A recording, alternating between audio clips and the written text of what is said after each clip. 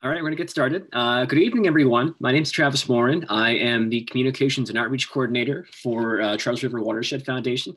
Thank you so much for joining us this evening during our latest edition of our digital event series. Tonight's webinar, of course, is Adapting to Climate Change and Re-envisioning Our Public Spaces. We're glad to have you here. We're just going to go through a quick kind of set of housekeeping and kind of run a show before we get started. First of all, we welcome your questions. There's a question and answer box, as you see down at the bottom of the Zoom screen, all the way to the right next to the More button. If you have a question, please feel free to drop that there during the presentation. We won't be answering them during the presentation, but afterwards we'll be doing all the questions you guys have logged there throughout the presentation. If you have a problem that's related to kind of the Zoom support or technical issues or anything that's not a question about the webinar itself, you can feel free to put it in the chat box or email charles@crwa.org. Otherwise, make sure all questions are going in that Q&A box. Introduce our speakers tonight. We have Lisa Kump. She is our aquatic scientist, and Janet Mooden. She is our Stormwater Program Director. And a quick agenda before we get started. We are going to talk about gathering introductions, so we're doing that right now. We're going to move on to climate change adaptation, the Cambridge Green Streets Program, Newton's Cheesecake Brook, what you can do, and of course, questions and discussion. So without further ado, I'm going to hand it off to Lisa. Thanks, everyone. Can you hear me okay? Awesome. Thanks for attending.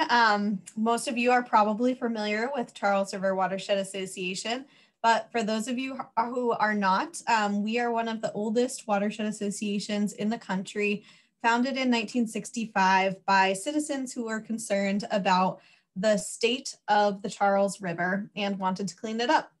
We continue our mission today to protect, restore, and enhance the Charles River. We do that by working closely with federal agencies, state agencies, and the 35 watershed communities that we have. We have a very interdisciplinary staff ranging from urban designers to engineers to advocates, and several different program areas that measure water quality and use those measurements to make it better. So today we're talking about climate change adaptation. For this particular question, we really want to know here, what threat does climate change bring to the hydrology or the water of the Charles River and its watershed? Well, let's start with climate change. Most of us know that climate change will bring higher temperatures and sea level rise to the US.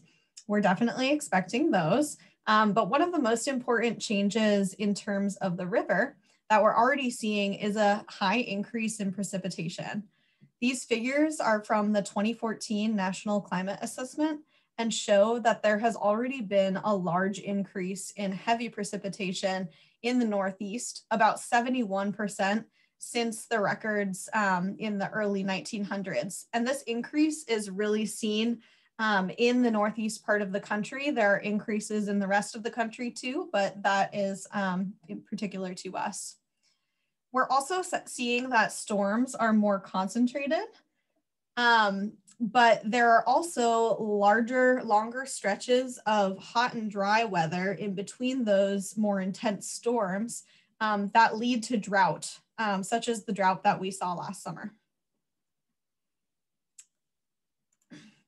Another major factor in the Charles River watershed is land use. Here we have a lot of developed landscapes, which alters the natural hydrology even further than just the effects of climate change. This graphic is showing how water cycles through a developed versus an undeveloped landscape. So in an undeveloped landscape, you can see that when there is precipitation, about 50% of that water infiltrates into the soil. About 40% eventually evaporates back into the air, and only 10% of that water runs off into streams and rivers. Contrast that with a developed landscape, that precipitation only goes to about 15% of the water that infiltrates into the ground, 30% that ends up back in the atmosphere, and a whopping 55% that runs off into our rivers and streams. And this is really what's happening, especially in the urban areas in the Charles River watershed. So one major vulnerability of these effects is water quantity. The more precipitation and the higher runoff causes stormwater flooding. You can see here on the left a map of the impervious surfaces, such as roofs and roads that are in our watershed. You can see there are more in the lower watershed, and this alters the hydrology more. You can see this also correlates well with the map on the right of flooding vulnerability, which is much lower in, which is much higher in the lower watershed near Boston and Cambridge. But there are some areas of high flood vulnerability in the upper watershed too that are along the 495 corridor. Another major vulnerability that our watershed has to climate change is water quality. This increased precipitation and runoff causes there to be more stormwater runoff, which means that as rain falls onto the streets, that 10 to 55% runs off into storm drains that are on the streets. And those storm drains lead into streams and then eventually the Charles River. Along the way, all of that runoff picks up pollution like bacteria and excess nutrients. In the Charles River, pollution from bacteria is often caused because of aging infrastructure, and pollution from excess nutrients is from excess phosphorus, which comes from leaves that are left on the street, fertilizers that are on people's lawns, detergents, trash, etc.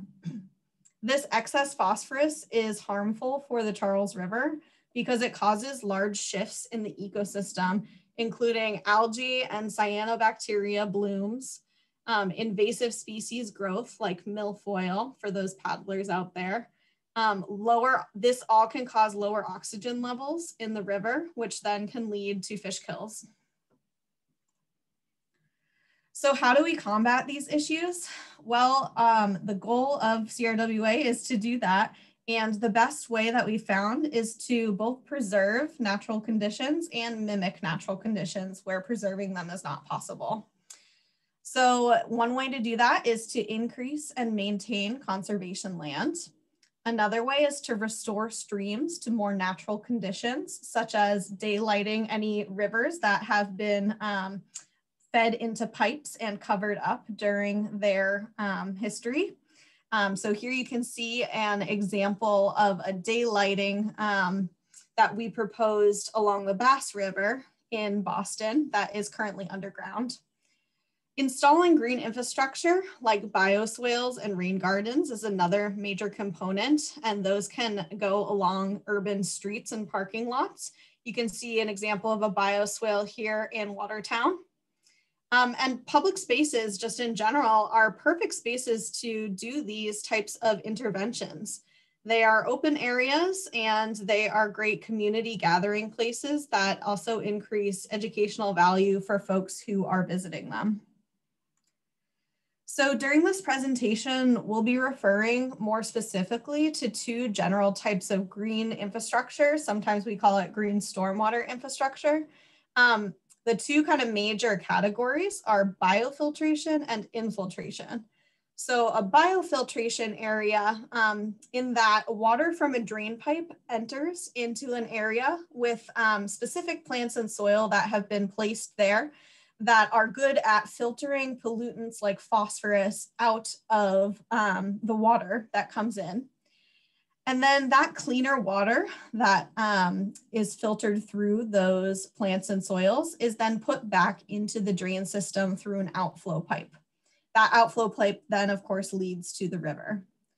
In an infiltration system, such as a rain garden, there is vegetation that's planted in a depression in the ground, usually where there are good soils, where when water goes through, it can percolate into the soils.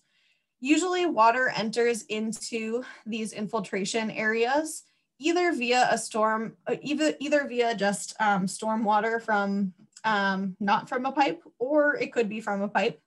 But the big difference is that in these, there's no outlet. The water filters through the natural soils and the plantings and becomes part of the groundwater. So let's see some examples of these in action. And I'm going to hand it over to Jenny, who is presenting about a Green Streets initiative in Cambridge. Thank you so much, Lisa. That was a great overview of climate change concerns and also helped give a nice primer on green infrastructure, which we're going to be talking about relative to Cambridge's Green Streets program.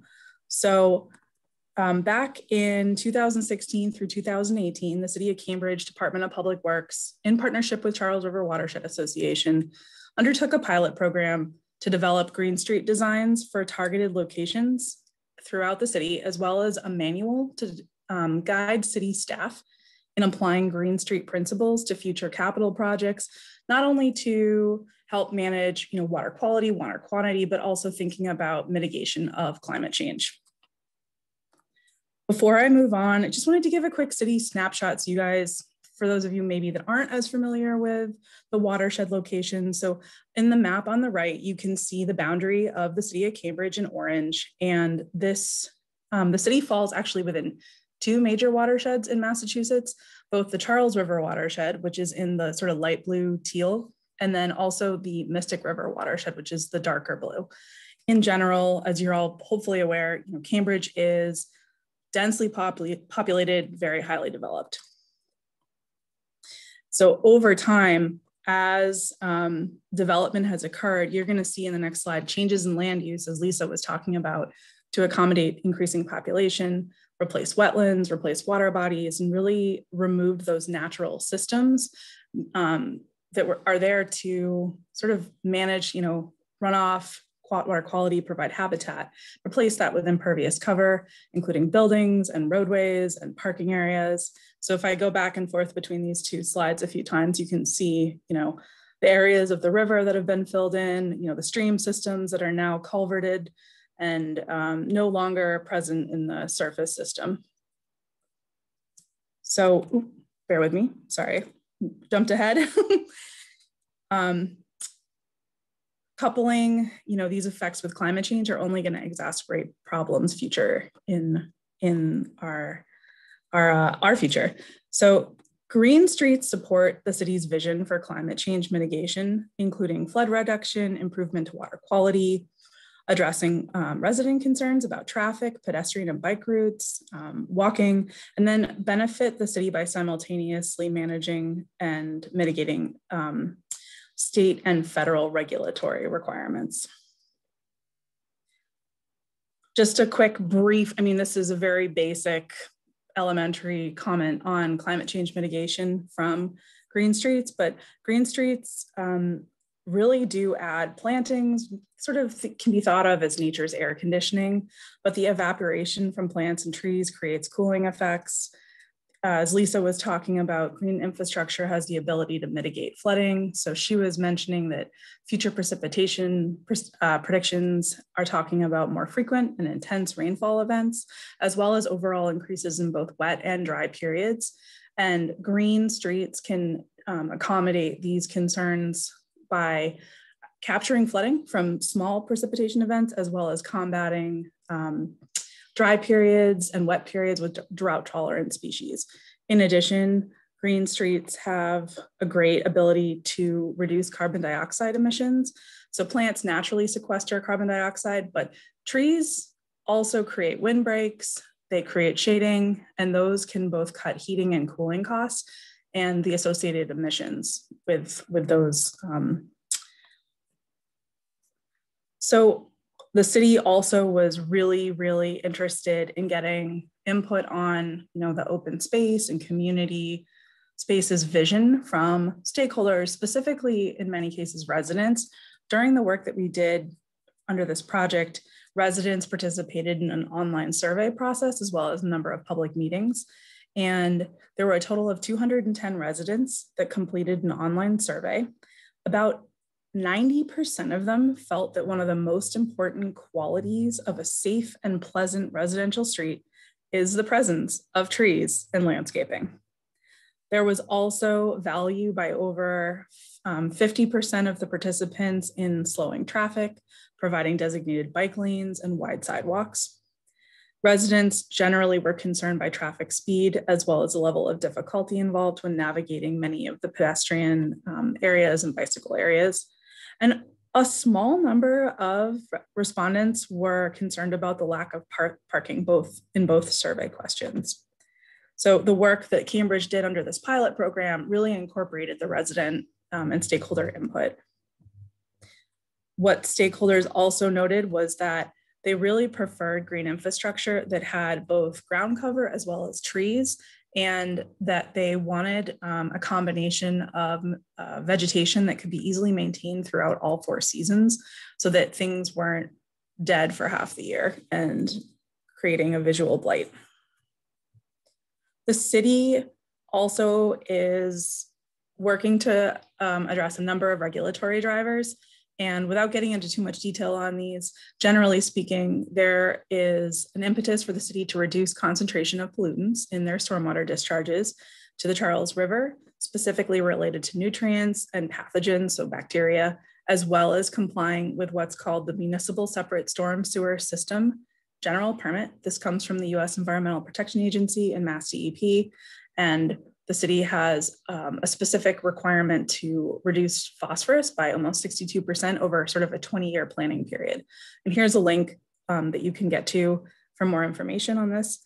And then the city also has what's known as combined sewer systems. So that's where both sanitary wastewater from toilets and washing machines and goes into pipes that also capture stormwater runoff that comes through the catch basins and the roadways. And so most of the time it's going to the treatment plant, but sometimes when it rains heavily, it does overflow into the river. So there's a little bit more on this, the city's program at this link. So the pilot program was funded by a federal grant program, and specifically the actions were to do green street design plans for 3 typical residential roadways, get the stakeholder input, provide a guidance document that would learn from and build on these 3 sort of pilot roads to expand for use in future city projects, and then also model the impacts of broadly implementing green streets throughout the city on all residential roads and understand what it does for both pollutant reduction as well as flooding reduction, kind of in the context of climate change. So the city picked 3 roadways, as you can see on this map, that have been around for a long time, but also were on the city's near-term capital improvement plan. And another consideration of this was to pick project locations that are in what's called an environmental justice population area. So for those of you that maybe aren't familiar with this terminology, I put the state, we have the Massachusetts definition of environmental justice population on the slide, but just big picture, you know, EPA thinks of environmental justice as the fair treatment and meaningful involvement of all people, regardless of race, color, origin, income, with respect to development, implementation, enforcement of environmental laws, regulations, and policies. So the goal is about achieving everyone's enjoyment, the same degree of protection from environmental and health hazards, and equal access to decision-making process to have a healthy environment into which to live, learn, and work. And this has been a very big, focus of federal, state, and local governments towards funding and projects. And this was a consideration in this work. As I mentioned as well, Cambridge is a combination of separate storm sewer systems, which are shown in sort of the teal green colors, as well as combined sewer and drainage areas, which is the sort of pinkish red. So 2 of these project locations are in a combined area and 1 is in a separate area. So just thinking about how they will function and benefit the community in terms of climate change and pollutant reduction in this sort of different scenarios. So we wanted to zoom in on one of the specific project locations just to help you all understand a little bit more about the design process and the details. So we're going to talk about Webster Avenue, which, as I mentioned, is in a combined sewer catchment area. It's a relatively flat street. Soils are generally well suited for infiltration, and it's a 2-way road and has parking on both sides. In total, the area of land that drains to this road is 7.3 acres. And of that, 5.9 acres is impervious cover. So roadways, parking lots, building roofs, et cetera. The goal of the green infrastructure and green roadways design was to capture the first 1 inch of runoff, which doesn't seem like a lot, but actually is a pretty common amount of rainfall to experience. And when you convert it to volume, it's, we're talking about 21,500 cubic feet or over 160,000 gallons of water. So there's a process that we go through, just big picture, to think about what are your sort of overall site constraints using geospatial mapping tools. And we started looking at soils and topography, also considered sewer infrastructure, impervious area, depth to groundwater, locations of existing street trees, land use, so residential, commercial, vacant, public space, etc. Public and vacant lands, which are often, as Lisa talked about, really great locations to put green infrastructure and stormwater practices. We also considered open space and a number of public amenities. And this all comes together with a number of site visits and measuring and on the ground field looks to identify sort of general locations that make sense for the green streets and green infrastructure. So on Webster Avenue, the best locations were for infiltration as well as some perforated pipe. And we came up with some 3 specific locations that really could do well with some green infrastructure. So what you're seeing on this slide on the left is an overview map with all of that, sort of big picture conceptual information, as well as cross sections that indicate which, where the project will go. So this one's showing the A to A1 section. So under existing conditions, which are on the right, this shows sort of the cross section of the road. And that means there's 19 feet of sidewalk, 26-foot travel lane, another 26-foot travel lane, and then a sidewalk that's 14 feet. And the proposal is to reduce the sidewalk width to 8 feet, which continues to comply with ADA, add an infiltration quote unquote bump out, which is about 17 feet, reduce the 2 travel lanes to each being 16 feet, add another infiltration bump out about 17 feet, and then reduce the sidewalk on the other side to 8 feet. So it's basically reducing travel lanes and sidewalks to create that infiltration area. There are also 2 other cross sections, so B to B1 and C to C1. Both have different iterations on the concept, but one of them included sort of an infiltration planter with some trees and another one with smaller plants just due to space limitations. You can see on this slide, on the left is a picture of the existing roadway, and on the right is a rendering of what it might look like with this planting. So you can, visualize it. There's some trees, there's some planting, still room for walking, isn't taking up too many parking spots, and is still plowable, which is important to public works and those of us who like to park in the city. One of the things that came out of all this work were some of the clear challenges from doing this citywide, as well as where the best opportunities may be for installing these type of practices. Narrow roadways, narrow sidewalks with ADA requirements, a lot of competing interests for space. As I mentioned, the residents talked about pedestrian, cyclists, vehicles, transit, parking, as well as adding the trees. And then you cannot forget the massive amount of utility infrastructure, water, sewer, gas, transmission lines, other conduits, historical old pipes that nobody even knows are there. Folks also started to talk about how maintenance would work and concerns about trash collection into these locations. So that was a good part of the discussion in the work. And it also came to light that there's a number of good opportunities for these sort of practices, sort of at street intersections, seem to be a good place in Cambridge.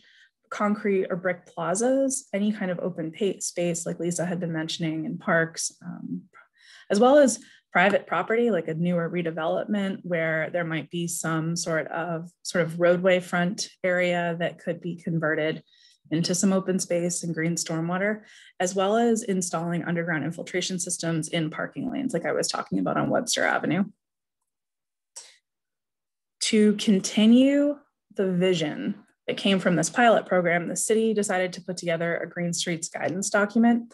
And this is a combination of an education material as well as some specific design considerations for Cambridge itself that came out of this overall pilot program.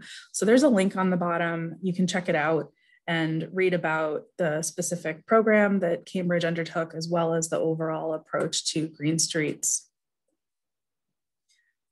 Going back to the goals of this work, right? Lisa's been talking at the very beginning about how important it is to think about pollution reduction. I had mentioned that municipal separate storm sewer system permit and the impetus for Cambridge to reduce loadings from phosphorus into the Charles River.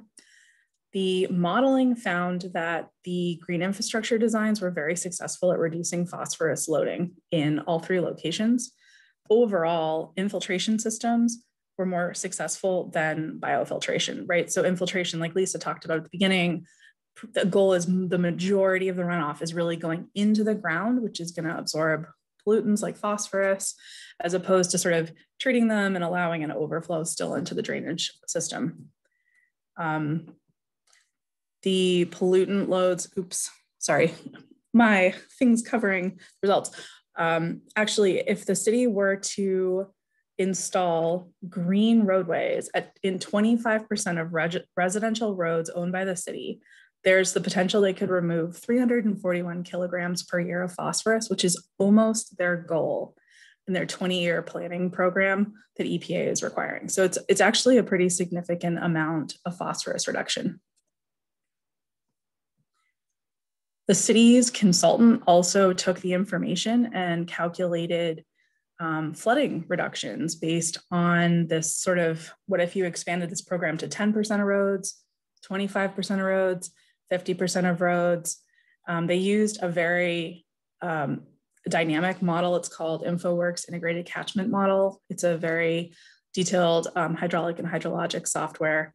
And they were looking not only at current, but also, future storm projections based on climate change projections. So looking out to 2070 and considering, what's going to happen with those increased and more frequent precipitation events. They were looking at not only flood depth, but also runoff and volumes. And what they found was quite compelling. So this map is showing the city of Cambridge and all of the different catchments, whether they be sewer or drainage. And each chart is showing the current flows. So there's 4 bars, and the first bar is present conditions as of the study. And then there's what if you expanded the green roadways to 10% of residential roads, 25% and 50, what would you get for flood reduction in that catchment? And as you can see on this, all of the catchments have a reduction. The blue catchments are the ones that go to the Charles River, and the orange catchments are the ones that go to the Mystic River. But the reduction was measurable and valuable from a current and projected climate change perspective, excuse me. So Cambridge has continued to make a very concerted effort to progress with mitigating climate change through changes to their public spaces. 2 of the 3 locations that were evaluated in this project are actually going into final design currently. They're anticipated to be included as part of roadway and utility improvements. The city's also begun a practice of constructing underground infiltration into roadways when major capital improvements are undertaken, and planning for a more resilient and climate-ready Cambridge is continually ongoing. And there's some references at the end of this presentation I'll bring back up again. So with that, we're gonna move on and hear from Lisa about Newton's Cheesecake Brook. Thanks, Jenny. That was great. And just a reminder, if you guys have any questions for Jenny, please put them in the Q&A box and we will get to them at the end. So as Jenny mentioned, I'll be talking about Cheesecake Brook, which is a tributary to the Charles River in Newton. So So just an overview of the project. This project focused on Cheesecake Brook. You can see it here in the context of the whole Charles River watershed. So the Cheesecake Brook Subwatershed is not an insignificant portion of our full watershed. The overarching goals of this project were to create a vision to restore Cheesecake Brook through a community-led process. And we wanted that vision to involve a naturalization of the brook that would help mitigate problems that will be exacerbated by climate change. So what is this brook like? Well, historically, Newton was a very wet area. There were lots of marshes and swamps. Circled on this map, you can see Cheesecake Brook is actually what's circled, and it's listed as an area requiring drainage in this map from 1692. So that drainage went along in history, and as a part of the effort to drain these areas, Cheesecake Brook was channelized, it was straightened, and walls were built on its banks to reinforce it. So you can see a picture of this straightened channel on a historical postcard on the right here. Now the Cheesecake Brook Subwatershed is a highly urbanized area. Here is a map of the impervious surfaces like roofs and roads. On the left, you can see in the middle of it, that is I-90, the Mass Pike runs right through the middle of the watershed. There's also a really urbanized area along Washington Street, which is pretty much parallel to I-90 as well. The headwaters of the brook, most of them are culverted underground. They are just in pipes, and only the downstream portion is above ground and runs into the Charles River at the top of this map. In person, it really looks like a drainage ditch. The banks and the bed of the stream are reinforced by stones and concrete, and there are often outfalls that come into the brook that drain the stormwater off of surrounding streets.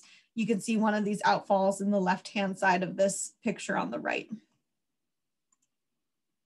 So all of this history has led to water quality issues, as you can imagine, in Cheesecake Brook.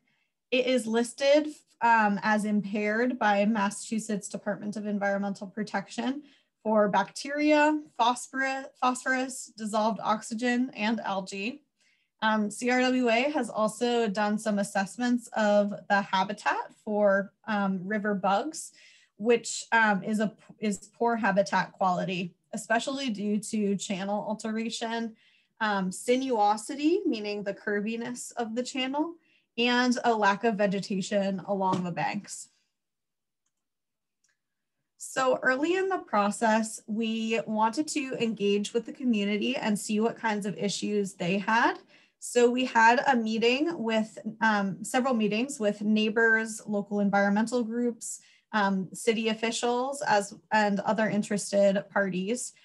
And this you can see as a word cloud from one of our public meetings where people were asked to say, what is one problem that you have experienced with Cheesecake Brook? The clear thing that comes out here is flooding. It is a major issue along Albemarle Road. And a lot of that flooding is from a backup of stormwater. You can see what this looks like in person from this picture that was taken right after a storm last summer. There were also some other issues that were identified that include accessibility, safety, and other environmental concerns. So with all this background, we set some objectives for this conceptual design that we were going to make. We thought the design needed to reduce stormwater flooding and improve water quality. It also needed to improve habitat value for creatures in the stream, control some existing erosion issues that were pointed out to us by stakeholders, improve aesthetics and public access, as well as increasing educational value. So to begin coming up with the design, we focused on the downstream portion of Cheesecake Brook where it confluences with the Charles River. And we split this section up into 3 areas based on the land use around each area. So the first area is Charles River down to Crafts Street, which has it's a pretty residential area on both sides, and there is a thinner buffer between the banks of the stream and Albemarle Road on either side. Then we said the second area is Albemarle North, which is between Albemarle Field and the Fessenden School. And this area has a slightly wider buffer on either side of the stream and a higher slope as well. And then the third area is Albemarle South, which has a field on one side and residential areas on the other. And all throughout this area, both sides of the brook are contained on either side by the 2 sides of Albemarle Road. So we wanted to brainstorm some different design ideas that would fit in each of these sections. So in the Charles River to Craft Street segment, the main work we identified was to naturalize the banks of the stream channel.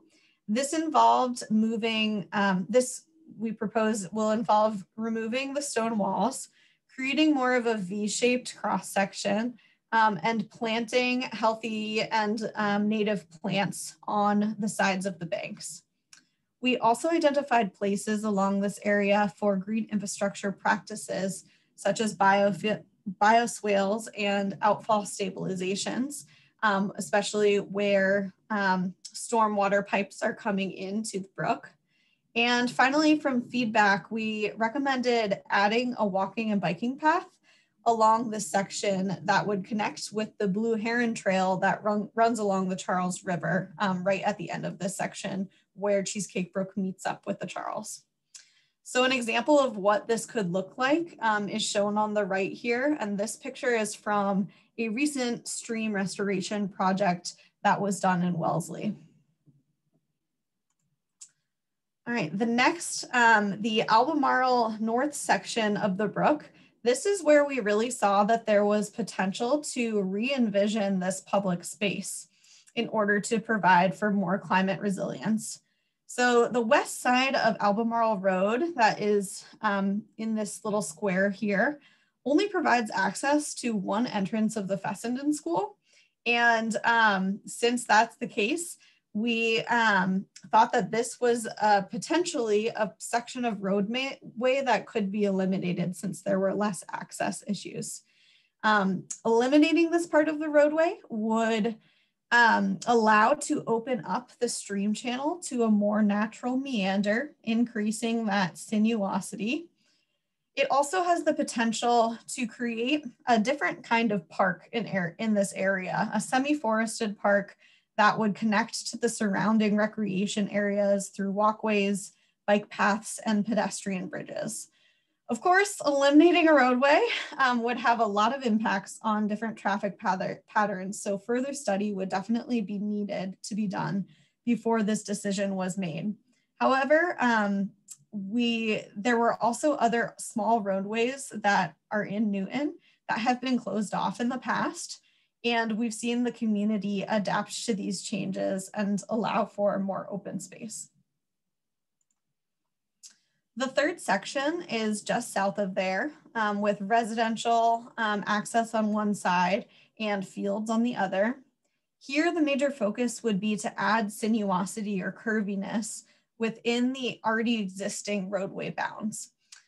This may look similar to what was done in Wellesley again, that you can see on the right, with plantings on the banks and some areas of the banks that might need to be reinforced with stone.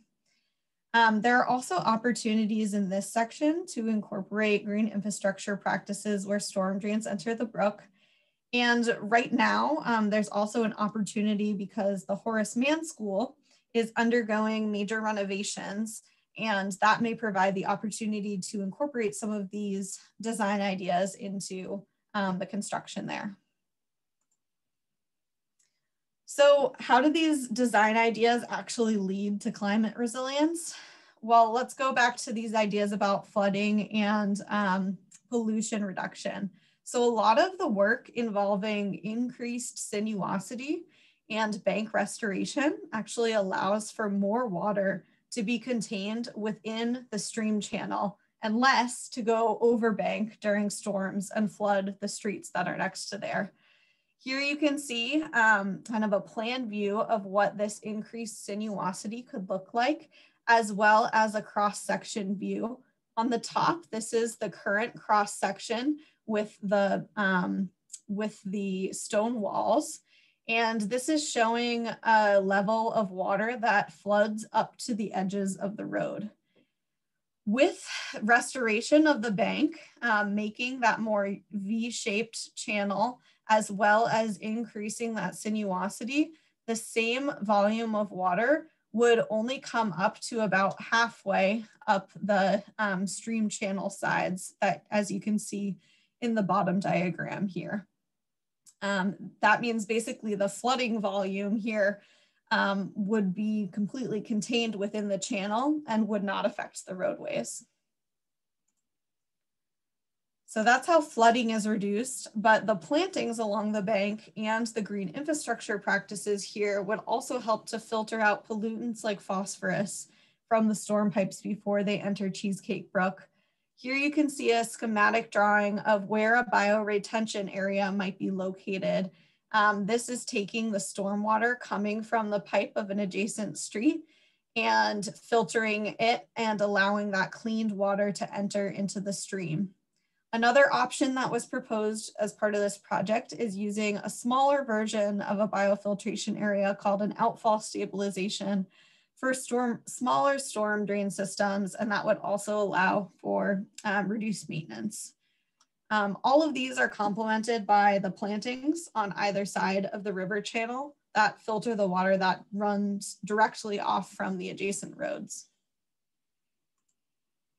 So coming back to our list of what the design needs to address, the matrix you see on the right describes how each of the best management practices that are suggested as part of this conceptual plan meet each project goal. So it reduces stormwater flooding through bank restoration and stream sinuosity. It improves water quality through most of these best management practices. It improves habitat value. A lot of that sinuosity can create more space for creatures to live and more microhabitats for wildlife to live in through the bank restoration project and removing the stone walls. It controls erosion issues, improves aesthetics, and improves public access through the creation of walkways and bike paths. And it also has the potential to increase the educational value of the area, especially because this area, as we learned, is so heavily utilized by families who are going to do ball games and to the pool that's there. And it's also adjacent to 2 major schools. So after developing these concepts, we went back to the public and presented this vision and got some initial feedback. When asked what their level of support was for the project, no one thought that this was not worth pursuing, and many were in full support of the vision. Several people wanted to see more engagement with the stakeholders who are involved in the project or who need to be involved in the project, and liked some aspects of the project more than others. So from all of this, we were able to define some clear next steps for progressing with this project. Most importantly, it's clear that this is a highly utilized area and discussions need to be had with the surrounding schools and transportation advocates in the city, some of whom are already developing plans around this area. Likely a transportation study would need to be completed to assess the bike, vehicle, and pedestrian use in the Albemarle area to see what access is really needed and different possibilities for supporting that access. Finally, these concept designs can now be used kind of opportunistically to integrate into any projects that are already planned for construction or redevelopment in the coming years. An example of this is the Dunstan East property off of Washington Street that abuts the brook. If you guys know it, it's the old shoe barn site. We had success engaging the project contractors to incorporate some of these stream restoration and accessibility designs into their project. And they are going to remove the stone walls on one side of the brook, plant vegetation there, and incorporate a green infrastructure practice into the design as well. All right, thank you for your attention. And I'll turn it back to Jenny, who's gonna talk about what you can do. So we wanted to go a little next level with what you can do, thinking about educating yourself and then advocating on the local level to adapt to climate change, and just thinking about how to improve your public spaces for climate resiliency. So I'm going to talk a little bit more about each of these items and give you some examples, some resources, and some ideas. So our first piece of advice is read your local climate climate vulnerability plan. Look at it critically, thinking about, does it have information about how to deal with flooding, if that's a concern in your community? What about drought? What about heat effects? Does it think about equity if you have environmental justice or, climate, what's the right word? Climate impacted vulnerable populations? Does it recommend nature-based solutions like we've been talking about tonight with respect to green infrastructure? If the answer is no, push your community leaders and think about how to incorporate this into local planning and decision-making. And also think about if the community has the resources to include a dedicated staff position to handle sustainability, which is sort of the overall arching position that would also consider sort of climate change and vulnerability planning. There are a number of resources on this. If you Google it, you're going to get a million things. There's 3 specific ones in Massachusetts I think are important to be aware of if this is something that you really care about. The Executive Office of Energy and Environmental Affairs goes by EEA now. It used to be EOEA or EEA. Yeah, keep changing their acronym. But there's a new program that was enacted by Governor Baker back in 2016 to 18. It's called the Municipal Vulnerability and Preparedness Planning Program.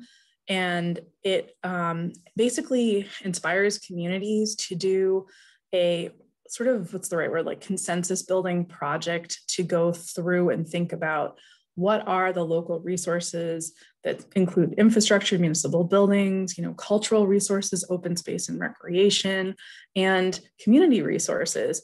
And how are those impacted by climate change and all the different natural hazards, and then come up with sort of a plan and prioritized list. So those reports are available at this website. And if you are into this, I would definitely go try to find your communities. There's also information on hazard mitigation planning, which is sort of a federal requirement. Communities to stay eligible for funding for sort of pre-disaster mitigation funds have to do a updated planning process every 5 years. So this website will give you information about that, as well as links to local plans. And sometimes you can find them on your community website. Sometimes you have to navigate through the state.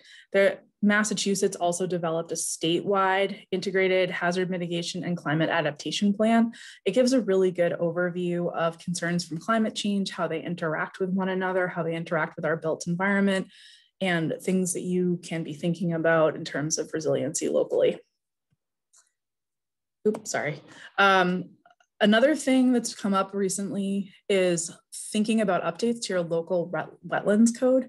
For those of you maybe unfamiliar with this, there is the State Wetlands Protection Act. It provides a baseline level of protection for most wetlands, streams, rivers, waterways. It gives local conservation commissions authority over projects to review them, give orders of conditions, and provide sort of conditions for the work. Municipalities can actually adopt their own local wetlands bylaw that can be more protective and more restrictive than state law. And as federal protections have been weakened over recent years, state and local protections are certainly important to preserve. So In the Charles River watershed, of the 35 municipalities, 28 actually do have a local wetland bylaw, ordinance, regulations. Sometimes they're quite old, sometimes they're as old as late 90s, early 2000s. Only 2 of them have a climate change provision in them currently. So things that you can do is look at your local code, work with Conservation Commission and the agent to consider climate change adaptation provisions such as flooding and heat island effects. Think about extending the areas protected to include isolated wetlands, intermittent streams, all vernal pools. These are really critically important resources to a community's overall ability to be resilient from climate change, not only to flooding, but from heat island effects, providing habitat, enjoyment, et cetera. So some resources for this include the Mass Association of Conservation Commissions, and that website's here, as well as, if you're really interested, look at the Boston Wetlands Ordinance. It was passed in December 2019, so pretty recently. The regulations are under development, but it does have some quite good provisions on climate resilience, as well as climate equity and environmental justice. So that link is there. There's going to be more development on that in terms of the regulations being finalized and publicly released in the coming year. Another hot topic we're seeing in Massachusetts and well around the country is protecting and expanding the tree canopy. One way to do this is to have a local tree protection ordinance or bylaw. So this would be some kind of local code that really gives good definition to protecting trees, especially mature and significant trees, maybe even extending that to trees on private property, depending on your political appetite in your community, thinking about preserving trees through good maintenance, providing a permitting program, as well as a fine program, but also being realistic and recognizing that there should be exemptions for hazardous or invasive species, as well as trees that are diseased that may be becoming a nuisance or a public safety issue.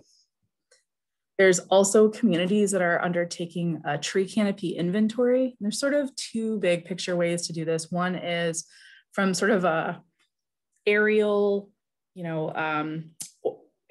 inventory where you're using photos from flyovers, as well as geographic information system mapping to see change and see areas of coverage.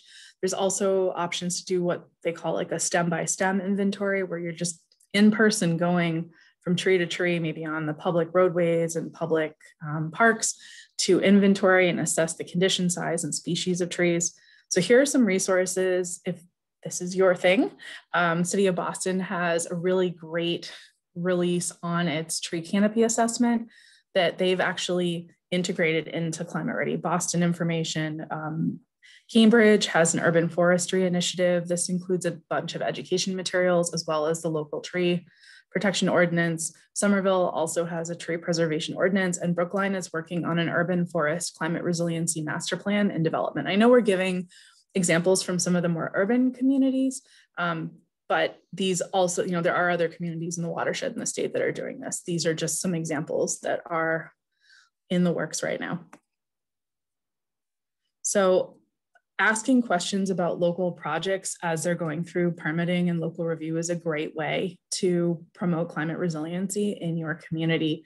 So this means going to public meetings, asking what they're doing, what the project proponent's doing to prepare for climate change impacts, thinking about what your community requires of new developments related to heat and flooding, just thinking about it. It's not going to cost your municipality money to require development to necessarily be prepared, but if something happens, the community is on the hook to deal with recovery. Looking at design standards and requirements, are they thinking about avoiding impacts to abutters and to the municipal roadways? Are they preparing for extreme storm events and thinking about nature-based solutions like we've talked about tonight?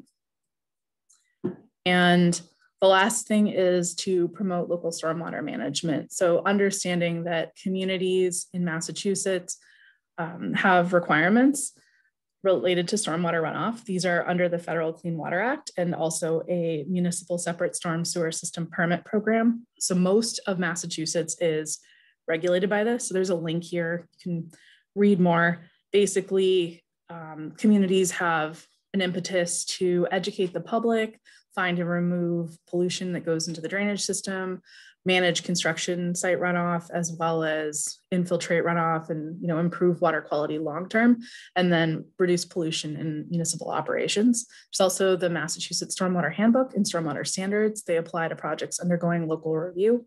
Those are actually in the process of being updated. So if you want more information about that, we can give links. And just all of this is really important because it lays out rules for managing stormwater, which originally were for flood reduction, pollution prevention, but now also offer that co-benefit of climate adaptation. So feel free to question local leaders and ask them what they're doing to comply with their MS4 permit. If you're in a community that does not yet have a local stormwater utility or an enterprise fund, this is definitely paving the way for sustainable, equitable, and a dedicated source of funding specifically for stormwater, right? We pay for water, we pay for wastewater, we pay for trash, depending on where you live.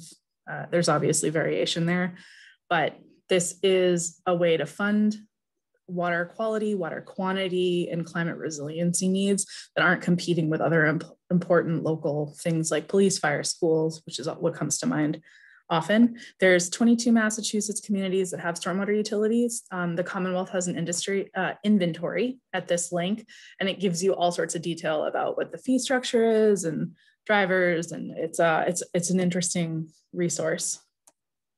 And the last thing we'll say is you can model the way. The four we wanted to touch on is picking up after your pet. Dog waste does carry a high level of bacteria and other pathogens, which causes local pollution of water bodies. So if you pick up your pet waste and put it in the baggie, don't put it down the storm drain, which is the picture on the right, because it's still pollution then. Think about installing your own green stormwater infrastructure on your property. So at the beginning, Lisa had mentioned talking about rain gardens. You could do something where when your roof runoff goes, down your downspout and then onto your driveway, there are ways to disconnect that and have it go into a planted area that with the goal of soaking up the stormwater and keeping it on site before it gets into the roadway. Instead of washing your car in the driveway, maybe take it to a car wash. I know that doesn't seem like a big deal, but surfactants do get into the drainage system and into water bodies from that. And really being efficient with use of de-icers on walkways and driveways. I know with winter weather, we all want to be safe, but there is over application for sure of these materials. So with that, we will take questions and be happy to answer them. Awesome. Thanks so much, guys. We've got some good questions here in the question and answer box. We're going to kind of work through them, beginning with the ones we got first. Our first one was from Brian. I may butcher your names here, folks. I'm going to try my hardest. Brian Postalwaite would like to know, would you please provide the 71% increased precipitation reference? I think that was earlier in the presentation. I was curious where you guys cited that. Oh, sure. That was actually from the 2014 National Climate Assessment, which is a big body of work that is put out every few years by several different scientists who contribute to it. So that's based on the most current research at the time. Again, that was the 2014 one. And there's a more updated climate assessment online. If you just Google National Climate Assessment and you're interested, there's a whole section about the Northeast that can provide a lot more information than we provided tonight as well. Perfect. And if you have questions you want to drop in the question and answer box while we're doing this, you certainly can. We welcome anything you guys want to know. Next up from Maureen Riley Mager. She said, could you speak to the dimensions of biofilters and the stormwater capacity to treat? Thank you. Lisa, do you want me to get this one or you want to jump in? Yeah, go ahead, Jenny. Well, so the dimensions are going to depend on site conditions, depending on the area you want to treat, what's going on with land cover, slopes, topography, existing utilities, ownership of land. There's a lot of pieces that go into sizing the systems and how much capacity you can treat with each system. It's very site specific. So Lisa, do you have anything else you want to add on that? I think that's great. I think, in general, when we're trying to design where these systems will go, we look at all those different things that, Jenny showed, land use, soils, lots of different topography, lots of different factors. And generally we try try to make it as big as possible to fit within the limits of what's already there. So if it's a biofiltration along the side of a road between, the sidewalk and the road, there's only a certain amount of space we can use. But in order to achieve the phosphorus reduction goals, maybe we'll want more of those smaller systems, or maybe we'll decide to have a bigger system on a larger piece of land to treat the same amount of stormwater runoff.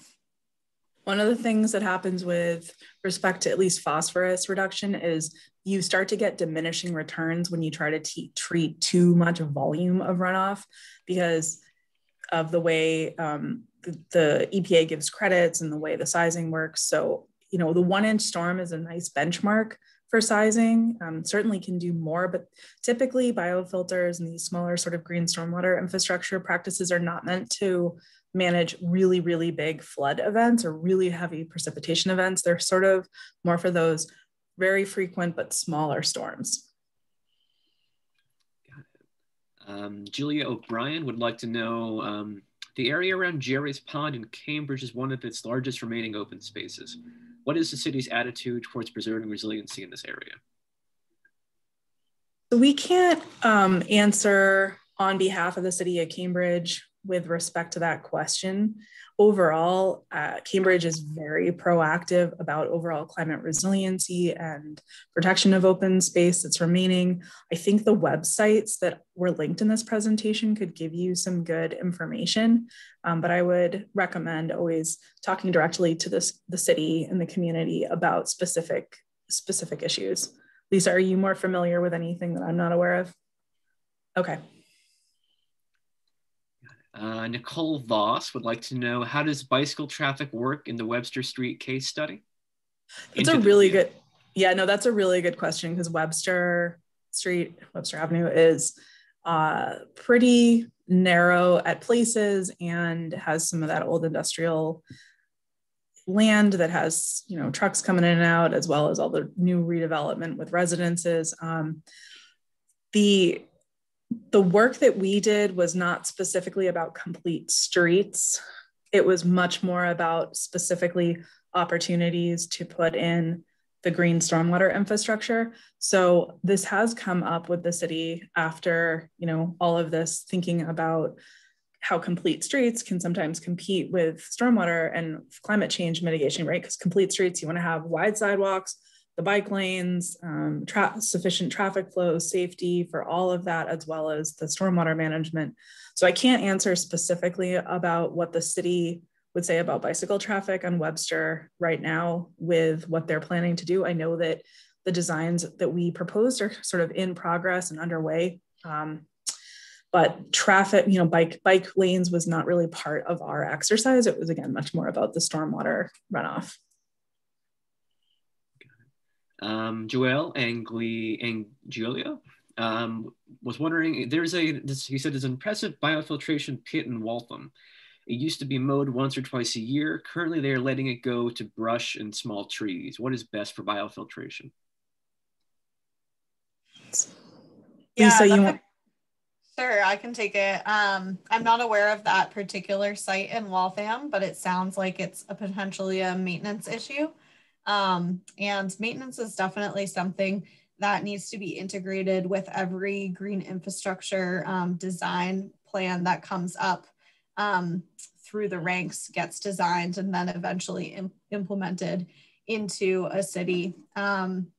There are sometimes special equipment that city officials or DPW workers need, or special training that they need in order to clean these systems and maintain them throughout the season. And so I'm not sure about this particular area, but that could be part of the issue there if that kind of operations and maintenance has not been implemented as it should be. Perry Grossman asked, are we looking into tire pollution reaching water? Tires, the plastic polluter you never thought about. Looks like you cited a National Geographic article here. Yeah, that was a huge study recently. Yeah, tires are bad, and there's definitely a lot of them in the Charles River. It's not something that we've focused on specifically as CRWA, but we actually have a great volunteer who I saw on this call. Shout out to Damon Carter, who removed like over 50 tires from his part of the Charles River last summer. So we know they're there. Certain areas were certainly used as like tire dumps in the past. And I'm sure that contributes to water quality issues. Got it. Brian asked another question. He said, have any of the Cambridge Green Street pilots, Park, Chestnut, or Webster, been constructed or installed? So they're not yet constructed or installed. Like I said, 2 of the 3 are in final design, according to correspondence with city staff. I believe that's Park and Webster. I think Chestnut had some design. It was more of an intersection design. And I think there were some challenges with sightlines, fire truck turning that were making it a little more challenging to actually construct at that location. There's a website I linked. Maybe I didn't link it in the presentation, but if you look on the Public Works website in Cambridge or look up like Cambridge roadway redesign, there's a bunch of information on the website as projects are put into play. So it gives some good resources there. Yeah, and Damon Carter chimed in the comments, 84 tires in the Dedham area. That's a lot of tires in the Charles River. Yeah, so if you make it your mission to remove tires, you can certainly do it. Absolutely. Let's see here. Bruce Klein asks, could you be more specific as to which plants are drought tolerant? You spoke of phosphorus production, but what can be done to reduce nitrogen? So the plant tolerance, and Lisa, you jump in with me on this one too. There are lists that are publicly available by growing region. Again, I am an engineer. I am not a biologist, but when designing these, we're typically looking at what region, growing region it's in, and then what plants are specifically listed as drought tolerant. So I don't have a specific list handy right now, but I don't know if Lisa has anything else to say on that one. Yeah, I'm not quite sure about the specific drought tolerant plants. Again, I kind of refer to the landscape designers on that one. Yeah, oftentimes when we're working on these, when you're getting towards that final design, you do have some input from landscape architects, landscape designers, not just engineers and city staff. You know, you're looking at published resources. So we can dig up more information on that for sure for next time. And then we talked about phosphorus reduction. Nitrogen is a very similar treatment process. So nutrients in general, by removing solids, right, like sediment, sand, which typically nutrients will attach to those in particulate form. I know there's dissolved nutrients as well, but removing solids does get rid of a chunk of nutrients, whether it's phosphorus or nitrogen. So similar treatment processes. Lisa, anything else on that? Yeah, just to mention, the reason that we're talking about phosphorus so much is because that is the main source of pollution to a lot of the fresh waters, not only the Charles River, but a lot of the other surrounding rivers. Nitrogen is much more of a concern in marine waters and is definitely a concern like in Boston Harbor and around Cape Cod Bay. But as Jenny said, it's a similar removal process, installing these plants. I mean, a plant uses these nutrients as its nutrients. So when you have them, you know, not only are those biofiltration areas and rain gardens removing solids that Jenny talked about, but they're also actually using those nutrients to help them grow. And so the water that goes through is cleaner in both phosphorus and nitrogen. We have an anonymous attendee here who asked, regarding Cheesecake Brook, are you proposing to remove the road that provides access to the Newton public pool? Oh, good question. So no, so Albemarle Road is a little bit of a funny situation. It is one way on both sides right now.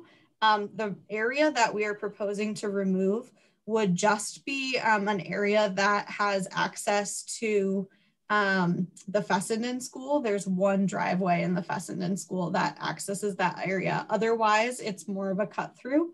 The Gath pool is actually on the other side of Cheesecake Brook. So there would have to be traffic studies, as I mentioned, done, and potentially some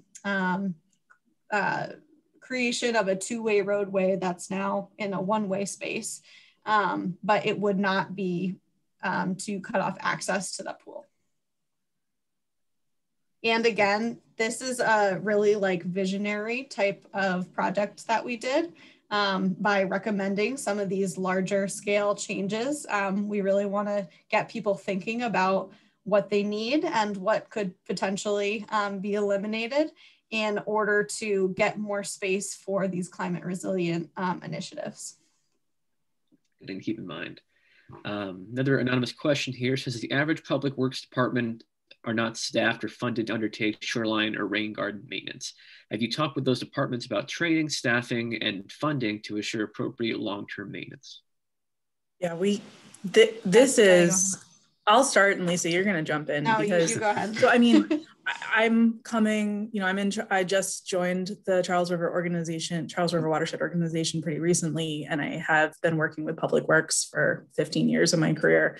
And it's the biggest challenge that people cite in doing these practices. Absolutely takes training, it takes time, it takes dedication of crews, and it's a big piece of keeping these practices functioning and working. And it's a part of our mission is to educate folks involved in this work, whether it's public works, elected officials, you know, boards, commission members, et cetera, about how to do this. So we definitely understand the concerns there.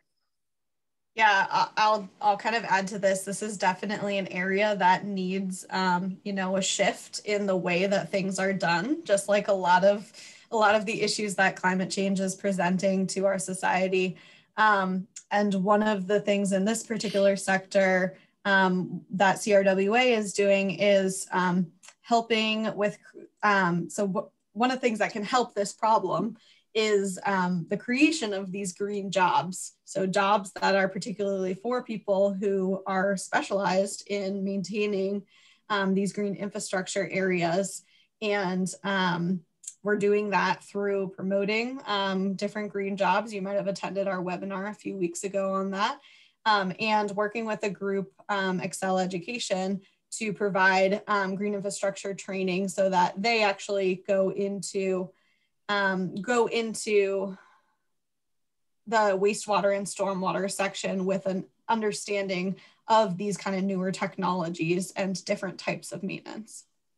The other thing I want to add on, as I mentioned, stormwater enterprise funds or stormwater utilities, communities that have adopted those where they have gotten to a point where they do have adequate funding for beyond bare minimum compliance, have the ability to hire additional staff to deal with maintenance of stormwater best management practices, whether it's green infrastructure or other more traditional practices. The MS4 permit is asking communities to look at all of their structural stormwater systems that treat or manage flooding at least once a year. And so having that dedicated, equitable, and stable funding source that supports that effort, whether it's green infrastructure or, you know, older BMPs, is another avenue for public works to have abilities to deal with this, with all of the, you know, limitations on public works, you know, time and resources, because there's a lot to do in public works.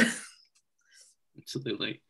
Maureen chimed in again. She'd like to know, she said she lives in a state road along the Charles River and it's heavily treated during the wintertime. Is there a pathway you could identify for petitioning a change to both goal and products used to be more environmentally friendly? So I have an answer to this, and then Lisa, I'll let you also jump in. So if this is so you said a state road, presumably Mass DOT is treating the roadway. Every so many years, they do have to file an updated de-icing plan with the state through the Massachusetts Environmental Policy Act process, so MEPA. So there is a public process around that. It's a little challenging to figure out when it's going to happen regarding the de-icing process, but that is a chance to provide comments and input. You could also directly contact Mass DOT. I will say, I think that overall we're seeing public works and state agencies work to minimize de-icing products as much as possible because it's expensive to use them. And there's also a lot of new technologies with like pre-brine treatment and, calibrating your spreaders and thinking about specific storm events you're targeting and what temperature they're going to be. The snow is going to be out when it falls, and then the overnight temperatures. There's a lot more technology and research that's been going on, but I think reaching out directly to DOT or your community public works is the best avenue to start with, and then keeping an eye on those public notices. Specifically, there's like that statewide de-icing plan they have to go through a public period with. Does Lisa have anything else? I'll just add, I think that's a great, pathway towards doing exactly what you want. And it's great that you're asking about this and wanting to pursue it further. I'll also just mention that we have done some monitoring for chloride levels in the winter in the past. And we do see that they can become problematic in the Charles River. They can get above kind of the threshold for aquatic life. That's really acceptable in the winter time, especially during these melting time periods like we had a few days ago. So it's definitely an important issue. There's also a bunch of research going on with respect to the I-93 corridor up into New Hampshire with de-icing and impacts on drinking water and public water supplies. That's been really hot recently. So you could look into that online as well if you're interested in some of the more recent research. Another state road question here is Damon's asking, recent state road construction in my area, Dedham, has introduced deep sump storm drains in place of what was there before. Are there advantages to bio drain systems versus concrete structures? So go ahead, Lisa. No, you can take it. You're the engineer. No, I think we'll both have answers to this. So best practices when you are doing installation or replacement of a structural drainage system is to put in a deep sump catch basin with a hood. So a deep sump catch basin, if you imagine from the side when you're looking at it, right, it's like a cylinder with a pipe that comes in and a pipe that goes out, and then below that is an area that allows for settling. And the best practice is about 4 feet of sump. So this will let all of the sediment and solids that are attached to nutrients settle out, and then the hood will keep, floatables like plastic bottles or those pet waste bags that people throw in the catch basins from going into the drain. So it's a pre-treatment practice, but it's not necessarily the same as a bio swale or an infiltration system in terms of actual overall treatment. This is sort of like that pre-treatment process, and it also requires operation and maintenance. So they're just different. I guess the way I think of it is they're different goals with each of these. I think also one of the main advantages to the kind of above ground practices that involve plants and trees, they have a lot more co-benefits. They have those co-benefits of reducing air pollution, creating more shade, which reduces the urban heat island effect, and also creating habitat space. So there are definitely a lot of co-benefits that you're missing out on by just installing underground systems, even though that's doing the job sometimes of reducing phosphorus pollution. It's not having all these co-benefits. Another question from Joel says, you touched on the political issues. If 20 to 30% or so of the green space in my town is lawn, what is your experience with bylaws, ordinances, regulations for things like trees, irrigation, fertilizers, native plants, etc. on private property? I have a lot to say on this one, but I don't know, Lisa, do you want to start? No, I don't have much to say on this one other than, I think it takes a lot of local advocacy. Is so community by community about what tolerance the public has for the town or city taking, what is perceived as like private property rights. So I guess, so for trees, I live in a community that has a tree ordinance, and I had to take trees down. And one of the reasons I had to take trees down is one of them was rotting, one of them was invasive, and it was challenging and it took time to go through the process. But in the end, I felt like at least my concerns were heard and I was able to get through the project.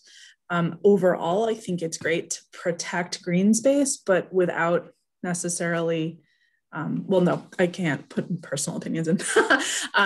Irrigation is also one that comes up a lot. You see communities that have wells, especially, have considerations for like private irrigation, with the idea that they want, if you are irrigating, you might need to register, get a sign for your property that says you're pulling from a private well.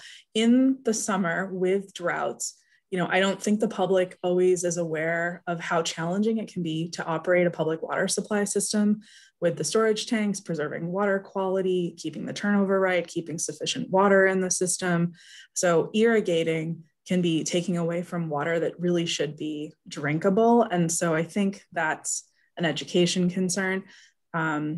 Fertilizers, Nantucket has had a fertilizer bylaw for quite a few years now, to protect Nantucket Harbor. I know we're talking about outside of the watershed, and that was a serious learning curve for residents and then their landscapers. And landscapers are multilingual, and so there was a whole process of education around that. It's very challenging.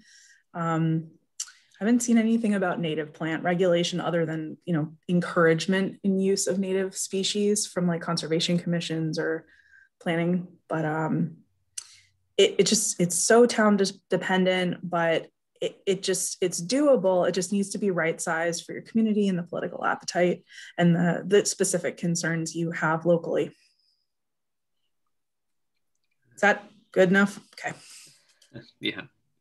Let's see. Janet Bowser asks, are some of these projects eligible for MVP funding, which has a lot of money right now? Yeah, absolutely. We continue after we complete some of these kind of more conceptual or design-based projects. We often do continue working with the towns and applying for funding for construction. An example of that is in Milford.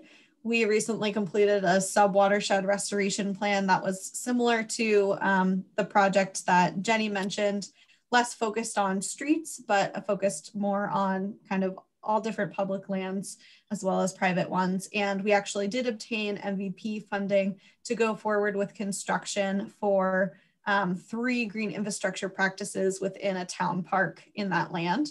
And that construction will be taking place in spring 2022. So we're working on that project right now through final engineering design, and we will see it constructed.